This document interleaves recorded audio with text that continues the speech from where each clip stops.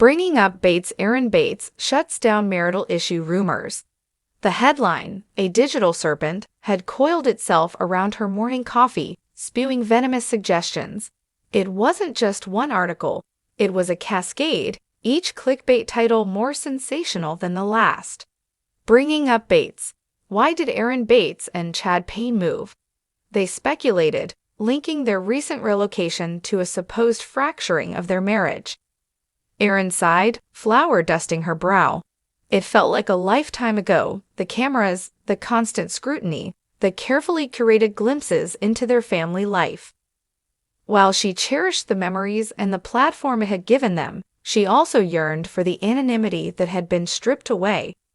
Now, even after years of living a more private existence, the specter of public opinion still loomed, ready to dissect every decision, every change. Their move had been simple, practical. Chad, with his quiet strength and unwavering dedication, had found a new opportunity, a chance to expand his business in a town that offered more space, more greenery, and a slower pace for their growing brood. It had been a family decision, made with prayer and careful consideration, filled with the excitement of new beginnings.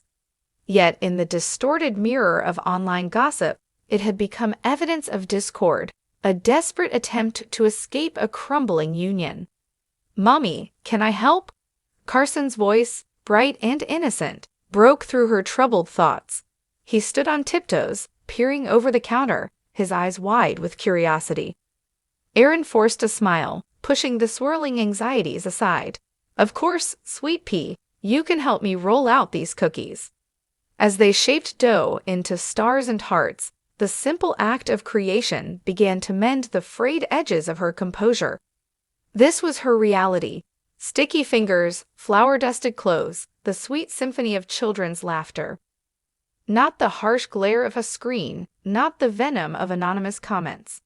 Later that afternoon, as the sun dipped below the horizon, painting the sky in hues of orange and purple, Erin found herself reflecting on the absurdity of it all. They had just returned from their latest family activity, a spontaneous trip to a nearby pumpkin patch, followed by a picnic by the lake. Bringing up Bates. Erin Bates shares latest family activity, she mused, imagining the benign headline that should accompany such a day. Instead, the internet was ablaze with theories of marital strife. Chad found her on the porch swing, the children finally asleep.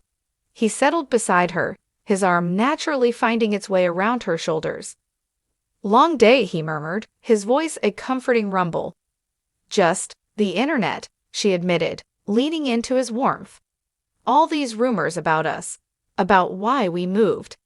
He chuckled softly, a sound that always eased her tension. "People love a good story, even if it's not true. We know our truth."